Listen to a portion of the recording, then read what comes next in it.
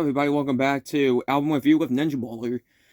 And today we got a great one for today. Now, I did say I was going to do some Pink Floyd at some point, and here we are. We are going to do a review on Wish You Were Here by Pink Floyd.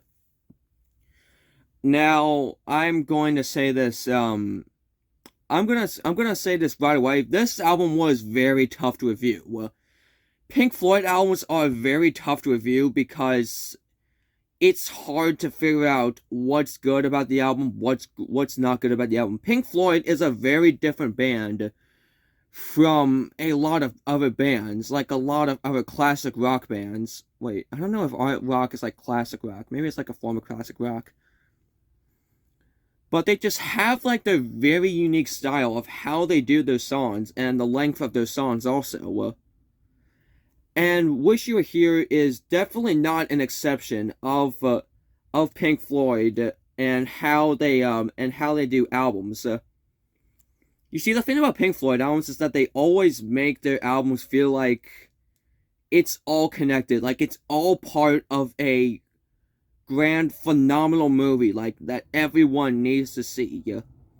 And I feel like there is a pretty good reason on why this is another album that has a 100 critic score on Album of the Year. This is the second album I've done on the series that has a 100 critic score on Album of the Year. The first one was American Beauty, and I gave that a 10.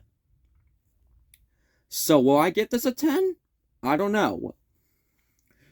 So, let's talk about the cons first. I really have, like, one big problem about this album, and, it's all about Shine On Your Crazy Diamond. Shine On Your Crazy Diamond is pretty weird. Here's the thing. Shine On Your Crazy Diamond has all 9 parts on this album, but for some reason, here, let me just, okay, so Shine On Your Crazy Diamond has all 9 parts on this album. Sorry, it's a little blurry. I need to get my phone cleaned. So yeah, like I said, it has 9 parts. All 9 parts. But for some reason, it's split into the 2 ends of this album. And this already gave me a problem. The handling of this album. What I mean by handling is by placing the songs. Like, placing the songs where it's supposed to go.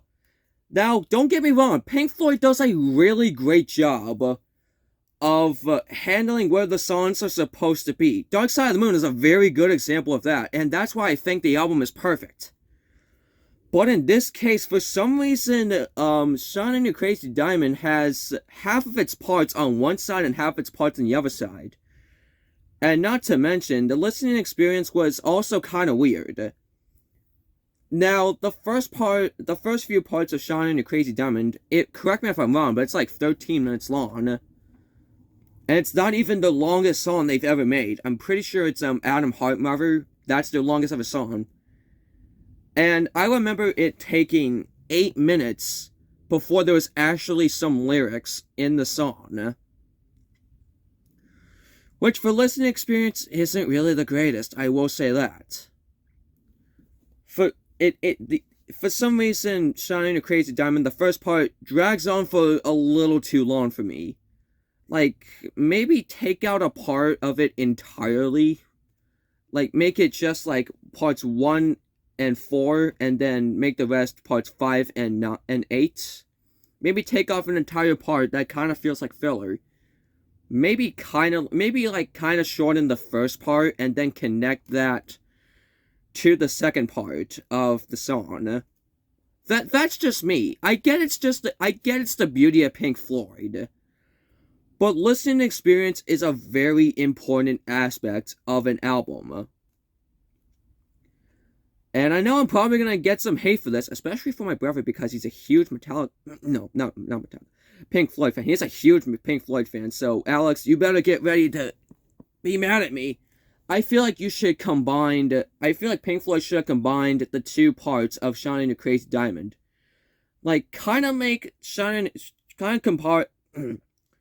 kind of combined all the parts of Shine on Your Crazy Diamond, make it into one, and make it all into one song. That's what they did with one of the previous albums before they released this album's Echoes.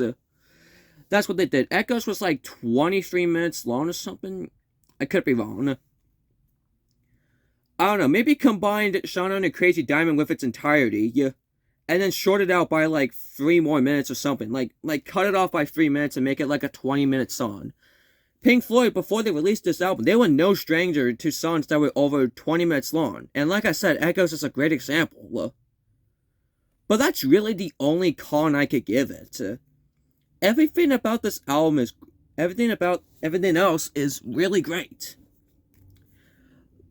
Yeah, I think the worst song on this album was Have a Cigar. But it was still a really great song. There isn't really a bad track on this album. Like... I thought Welcome to the Machine was a really solid track, and same thing with Wish You Were Here, which kind of felt very essential to, I mean, of course, it's a title track. It's the title track of the album. Of course, it's going to feel essential to the album. Every single track was great, even though there was like 5 tracks on this album. Listening experience was rather pretty good, unless if you count the starting part of Shine on Your Crazy Diamond. I'm not saying that Shine on Your Crazy Diamond was bad. It was very great. But I'm just saying it was a little bit too long. Listening experience was great.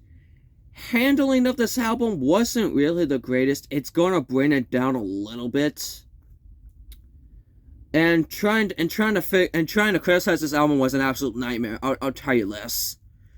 So what's my final review on this album? I am very drawn between giving it a 9 or a 10 on this album. Like, don't get me wrong, this album only really has one problem. But its one problem either drags it down a little bit or drags it down a lot. And I'm sorry if I sound like a broken record, but this album was an absolute pain in the butt to review. You know what? I think I have my final verdict. Just to be nice, and just to make sure I don't get an entire militia of Pink Floyd fans to my house, I am going to give Wish You Were Here a 10 out of 10 rating. I know it's flipped upside down, but you can probably see it. It's a 10 out of 10.